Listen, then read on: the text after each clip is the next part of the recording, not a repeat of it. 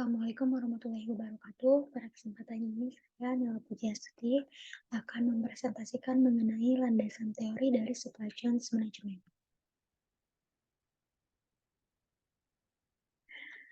Menurut O'Brien tahun 2006, supply chain management adalah suatu sistem antar perusahaan lintas fungsi yang menggunakan teknologi informasi untuk membantu mendukung serta mengelola berbagai hubungan antara beberapa proses bisnis utama perusahaan, termasuk pelanggan dan juga para mitra bisnis.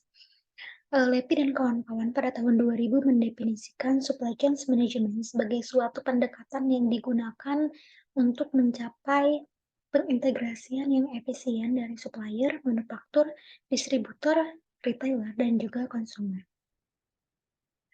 Adapun definisi dari supply chain management merupakan pengintegrasian sumber-sumber bisnis yang kompeten, baik dalam maupun di luar perusahaan, untuk mendapatkan sistem supply yang kompetitif dan berfokus kepada sinkronisasi aliran produk dan informasi untuk menciptakan nilai pelanggan yang tinggi. Selanjutnya ada ruang lingkup supply chain management. Supply chain management ini melaksanakan kegiatan aliran barang yang meliputi perencanaan, pengadaan, produksi, penyimpanan, transportasi, dan juga distribusi, mulai dari titik awal bahan baku hingga ke titik produk tersebut dipakai.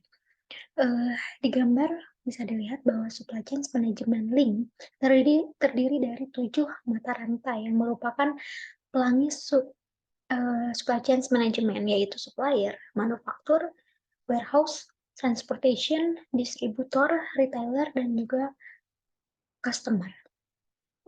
Adapun elemen pendukung SCM terdiri dari 9 elemen manajemen yang sangat berperan dalam keberhasilan kegiatan aliran barang, yaitu elemen yang meliputi procurement, logistik, inventory, demand forecasting, supplier, production, information, quality, dan juga customer. Selanjutnya ada supply chain network. Hal dasar yang perlu diperhatikan untuk membangun supply chain network yang optimal ada 5 cara. Yang pertama ada perencanaan. Perencanaan ini merupakan proses penyeimbangan antara permintaan dan pasokan untuk menentukan tindakan terbaik dalam memenuhi kebutuhan. Yang kedua ada pengadaan. Pengadaan ini meliputi penentuan sumber pengadaan dan pemilihan pemasok yang terbaik, serta pelaksanaan kontrak untuk menjaga kualitas, komitmen, transportasi, waktu penyerahan barang, serta sistem pembayaran. Yang ketiga ada produksi. Produksi ini meliputi mentransformasi bahan baku menjadi produk jadi sesuai dengan kebutuhan pelanggan. Dan yang keempat ada pengiriman. Pengiriman ini meliputi pengaturan pengiriman pesanan pelanggan, jaringan pergunangan dan distribusi, pemilihan distributor, dan juga sistem ekspedisi. Dan yang terakhir ada pengembalian. Pengembalian ini mengidentifikasi kondisi produk dan menangani proses pengembalian barang dari konsumen karena kesalahan pengiriman ataupun karena kerusakan produk. Selanjutnya ada strategi supply chain management menurut J. Heiger dan juga Barry Render. Strategi pertama adalah bernegosiasi dengan banyak pemasok. Kita dapat mencari banyak pemasok dan memilih di antara mereka yang memiliki penawaran paling menarik bagi perusahaan. Umumnya, perusahaan menjatuhkan pilihan bagi pemasok yang memberikan penawaran rendah. Tetapi, sebaiknya jangan hanya memilih satu pemasok. Pilihlah beberapa pemasok agar jika suatu hari terjadi masalah kepada salah satu pemasok, rantai pasokan perusahaan tidak terputus dan tetap dapat melanjutkan kegiatan perusahaan. Yang kedua, strategi kedua adalah mengembangkan hubungan kemitraan jangka panjang dengan sedikit pemasok untuk memuaskan hubungan pelanggan. Para pemasok yang telah lama menjalin hubungan dengan perusahaan mungkin dapat lebih memahami tujuan dari perusahaan dan biasanya lebih berkomitmen untuk berpartisipasi dalam sistem just in time, di mana perusahaan tidak lagi mempunyai gudang untuk persediaan mereka, karena pemasok akan mengirim persediaan tepat ketika perusahaan tersebut membutuhkannya. Yang ketiga, ada integrasi vertikal, artinya perusahaan berusaha mengembangkan kemampuan untuk memproduksi barang atau jasa yang sebelumnya diperoleh dari pemasok. Ada dua macam integrasi, yaitu integrasi maju dan juga integrasi mundur.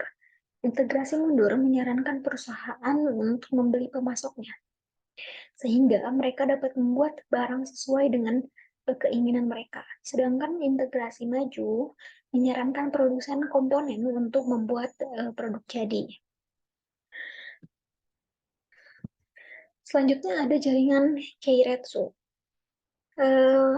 Jaringan Keiretsu ini yaitu kombinasi dari sedikit pemasok dengan integrasi vertikal. Dengan strategi ini, pemasok akan menjadi bagian dari perusahaan dan yang pasti akan terjadi hubungan kerjasama jangka panjang antar keduanya. Yang mana dari strategi ini diharapkan mutu dari produk yang dihasilkan ini akan tetap terjaga. Dan yang terakhir ada virtual company. Strategi ini mengembangkan perusahaan maya yang menggunakan para pemasok sesuai dengan kebutuhan. Strategi ini mengandalkan berbagai jenis hubungan pemasok untuk menyediakan jasa atau atas permintaan yang diinginkan. Selanjutnya ada komponen supply chain management. Yang pertama ada upstream supply chains. Upstream supply chain management ini mengurus hubungan antara perusahaan dengan vendor atau pihak lain dalam hal transfer barang. Jadi, barang-barang yang diproduksi oleh perusahaan tidak langsung sampai ke tangan konsumen, tapi disalurkan ke perusahaan penyalur lainnya. Selanjutnya, ada downstream supply chains. Berbeda dengan upstream supply chains, downstream supply chains management ini adalah manajemen yang mengurusi transfer barang dari perusahaan langsung ke konsumen. Dan yang terakhir ada internal supply chain. Internal supply chain management berkaitan dengan aktivitas pemasukan barang. Dalam hal ini yang kerap diperhatikan yaitu manajemen produksi, pabrik, dan juga kontrol ketersediaan bahan baku. Selanjutnya ada tujuan utama supply chain management. Menurut Stephenson, tujuan utama supply chain management adalah menyelaraskan antara permintaan dan penawaran secara efektif dan efisien. Namun, dalam supply chain management ini terdapat beberapa masalah utama, yaitu diantaranya penentuan tingkat outsourcing, manajemen pengadaan barang, manajemen pemasok, mengelola hubungan dengan pelanggan, identifikasi masalah dan merespon masalah, dan juga manajemen resiko. Selanjutnya, menurut Yoman Pujawan, tujuan strategis dari rantai pasok adalah untuk memenangkan persaingan pasar atau setidaknya bertahan. Untuk memenangkan persaingan pasar ini, rantai pasok perlu menyediakan produk yang murah, berkualitas, tepat waktu, dan juga bervariasi. Selanjutnya ada proses supply chain management. Yang pertama, arus material. Arus material ini melibatkan pergerakan produk mentah dari supplier ke konsumen dan juga dari konsumen yang dikembalikan atau retur produk, layanan, daur ulang, dan juga pembuangan. Yang kedua ada arus informasi. Arus informasi ini berisi tentang prediksi permintaan, informasi perpindahan barang, dan juga pengupdatean status barang, apakah sudah terkirim atau belum. Dan yang terakhir ada arus finansial. Arus finansial ini berisi pembayaran, alur prekreditan, penjadwalan pembayaran, hingga persetujuan kepemilikan. Alur informasi yang akurat dan bergerak dengan mudah di antara mata rantai, serta pergerakan barang yang efektif dan efisien menjadi faktor kunci keberhasilan dalam manajemen rantai pasok. Menurut Indrajit dan Joko Pranoto, ada beberapa pelaku yang ada di rantai pasok, yaitu supplier, manufaktur, distributor, retailer, dan juga customer. Biasanya, supply chain management ini berupaya untuk mengendalikan atau menghubungkan produksi, pengiriman, dan distribusi suatu produk secara terpusat. Dengan mengelola rantai pasokan, perusahaan dapat memotong biaya berlebih dan juga mengirim produk ke tangan konsumen lebih cepat. Hal ini dilakukan dengan cara menjaga kontrol yang lebih ketat atas inventaris internal, produksi internal, distribusi, penjualan dari inventaris vendor perusahaan. Supply chain management ini didasarkan pada gagasan bahwa hampir setiap produk yang datang ke pasar dihasilkan dari upaya berbagai organisasi yang membentuk rantai pasokan.